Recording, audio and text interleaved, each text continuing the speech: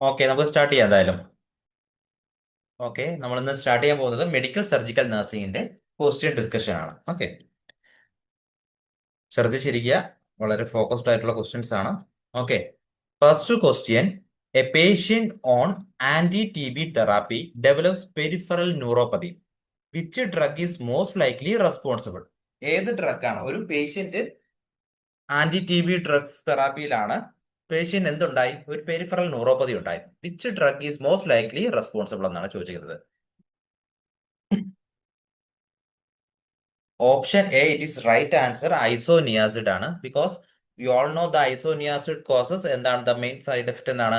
Peripheral neuropathy. എന്തുകൊണ്ടാണ്? Due to vitamin B6 deficiency ആണ്. Prevention എന്താണ്? നമുക്ക് പിറിഡോക്സിൻ ആണ്. വൈറ്റമിൻ ബി സപ്ലിമെന്റേഷൻസ് കൊടുക്കാം. അതായത് പിറിഡോക്സിൻ അല്ലെങ്കിൽ vitamin B supplementation, B6 supplementations കൊടുക്കുക എന്നുള്ളതാണ് ഒരു പ്രിവെന്റീവ് മെത്തേഡ് എന്ന് പറയുന്നത്. Otherwise patient can develop peripheral neuropathy due to the deficiency of vitamin B6. Okay, so other drug effects എന്തൊക്കെയാണ്? നമ്മൾ മറ്റു ഡ്രഗ്സും പറഞ്ഞല്ലേ, റിഫാംപിസിൻ, എത്താംബ്യൂട്ടോൾ, പൈറാസിനാമൈഡും ഓപ്ഷനിലുണ്ടായിരുന്നു. അതിനുമുണ്ട് ഓരോരോ side effects. Okay, peripheral neuropathy side effect ആയിട്ട് വരുന്നത് ഐസോനിയാസിഡിനാണ്. റിഫാംപിസിൻ കഴിക്കുന്നത് കൊണ്ട് എന്തൊക്കെ സൈഡ് എഫക്ട്സ് വരാം? ഓറഞ്ച് ഡിസ്കളറേഷൻസ് ആണ്, നമുക്ക് ചിലപ്പോൾ യൂറിനിലും ഒക്കെ വരാം. ദെൻ ഹെപ്പാറ്റോ ടോക്സിസിറ്റി ഉണ്ടാകാം. ഓക്കെ, ദെൻ എത്താംബ്യൂട്ടോൾ എന്ന് പറയുന്നത് ഓപ്റ്റിക് ന്യൂറൈറ്റിസ് കോസ് ചെയ്യാം. ദെൻ പൈറാസിനാമൈഡ് എന്ന് പറയുമ്പോൾ ഹൈപ്പർ യൂറിസീമിയ കണ്ടീഷൻസിലോട്ടൊക്കെ പോകാം. Okay, next question: what is the definitive treatment for cataract? കാറ്ററാക്ടിന്റെ ഡെഫിനിറ്റീവ് ട്രീറ്റ്മെന്റ് എന്താണ്? ടോപ്പിക്കൽ ആന്റിബയോട്ടിക്സ് ആണോ? ലേസർ തെറാപ്പി ആണോ? Or phacoemulsification with intraocular lens implantation ആണോ? കോർട്ടിക്കോ സ്റ്റിറോയിഡ് ഐ ഡ്രോപ്സ് ആണോ? നോക്കാം.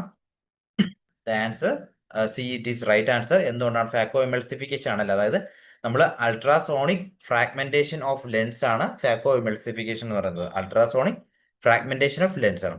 That is removal and replacement with intraocular lens, IOL. Okay, അതാണ് റിമൂവൽ. ഇവിടെ എന്താ ചെയ്യുന്നതെന്ന് വെച്ചാൽ removal and replacement with intraocular lens ആണ്. Okay, that is phaco emulsification. It is the gold standard treatment. ഏതാണെന്ന് ചോദിച്ചു കഴിഞ്ഞാൽ കാറ്ററാക്ടിന്റെ തന്നെ ഗോൾഡ് സ്റ്റാൻഡേർഡ് ട്രീറ്റ്മെന്റ് ഏതാണെന്ന് ചോദിച്ചു കഴിഞ്ഞാലും നമുക്ക് എഴുതേണ്ടത് ഏതാണ്?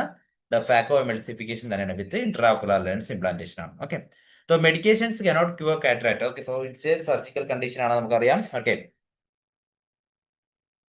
Next: a patient with CLD, chronic liver disease, develops confusion, asterixis and altered sleep pattern. Then which substance is primarily responsible for this condition? ഏതാണ്? യൂറിയ ആണോ? അമോണിയ ആണോ? Bilirubin and lactate? ഓക്കെ, നമുക്ക് നോക്കാം. ബി, അമോണിയ റൈറ്റ് ആൻസർ ആണ്. എന്തുകൊണ്ടാണ് this? നമുക്ക് ammonia ഇത് എന്തിനു കോസ് ചെയ്യും? ഹെപ്പാറ്റിക് എൻസെഫലോപ്പതി അല്ലേ? നമുക്കറിയാം liver disease, chronic liver disease ഉള്ള പേഷ്യൻസിന് ആസ്ട്രക്സിസ് എന്ന് പറയുന്നതാണ് ഹെപ്പാറ്റിക് എൻസെഫലോപ്പതി അല്ലേ?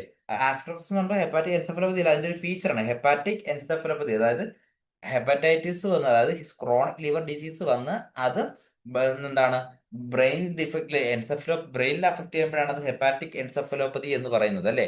ഇത് നമുക്ക് ഒരു സിമ്പിൾ ഫിസിക്കൽ എക്സാമിനേഷൻ യൂസ് ചെയ്ത് നമുക്ക് ചെയ്യാൻ പറ്റും. എങ്ങനെയാണ്? നമുക്ക് പേഷ്യൻസിന്റെ ഹാൻഡ്സ് സ്ട്രൈറ്റ് ആയിട്ട് എന്താണ് ഫോർവേഡ് ചെയ്ത് പിടിച്ചു വെക്കാൻ പറഞ്ഞത്, നിവർത്തി വെക്കാൻ പറഞ്ഞ കൈ. അപ്പൊ എന്താണ് പേഷ്യന്റെ ഹാൻഡ്സ് എന്ത് ചെയ്യും?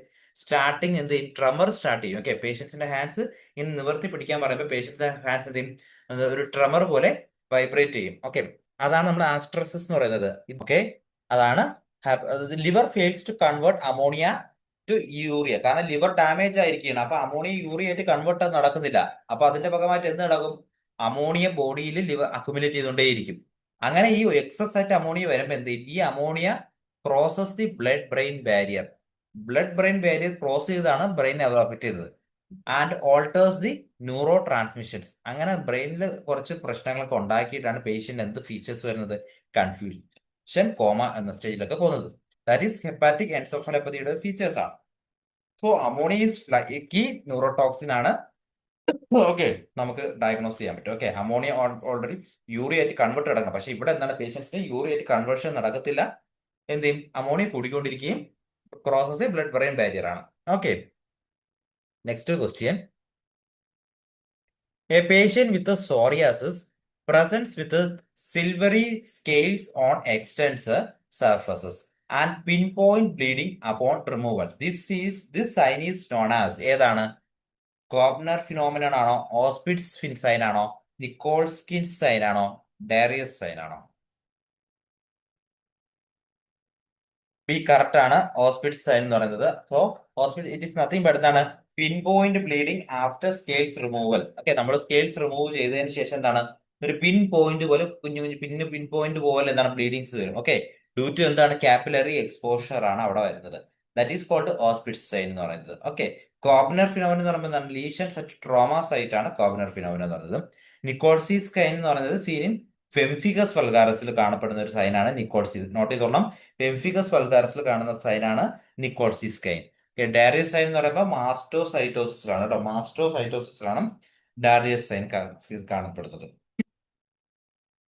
Then next question, a hypertensive patient presents with a profuse epistaxis that is difficult to control. Okay, which is the most appropriate initial management?